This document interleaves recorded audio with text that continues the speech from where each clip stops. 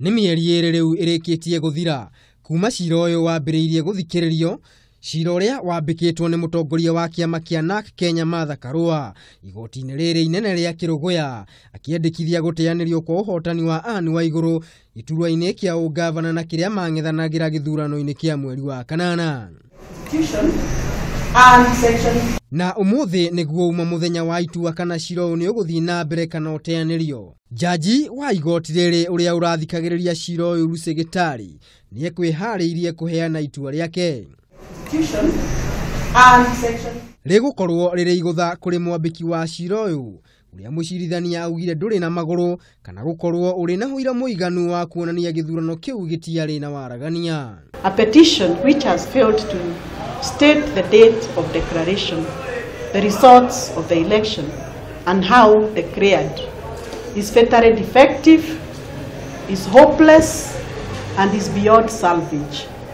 The consequence is that it must be struck out. And I therefore make an order that the petition hearing will be struck out with the costs to all the respondents.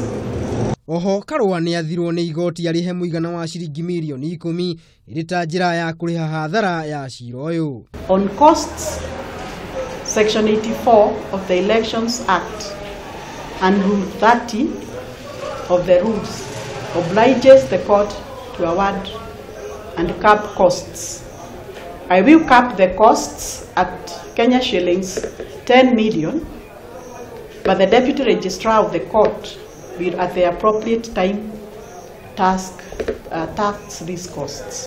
Handũ-inĩ hake Martha Karua nĩonekire kwaga kũiganĩra na itua rĩrĩ, akiuga kũrarĩ na njama ya guteaniria cira ũyũ. My Lord, you will note that yesterday when we came to court and the ruling was stood over to today, this court did not have a battery of journalists as it has today, and today there is a noisy crowd out there.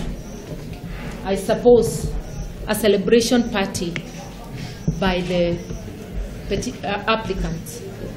And I'm just wondering roundly, did some parties have advance notice of the ruling, especially with regard to the crowd out there?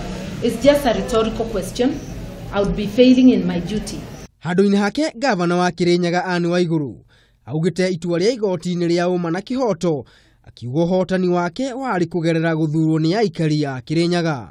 We are urging the Kirinyaga people to join hands with us and to support us as we continue to serve them. This morning we were launching the renal unit in the hospital next door for the first time.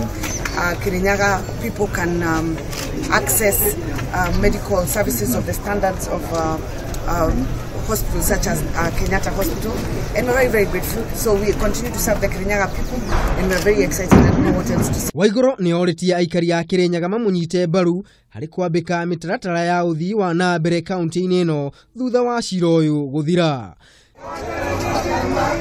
Jerifotera Kameme TV rĩtwa rĩakwa nĩ Maina wa Mwangi.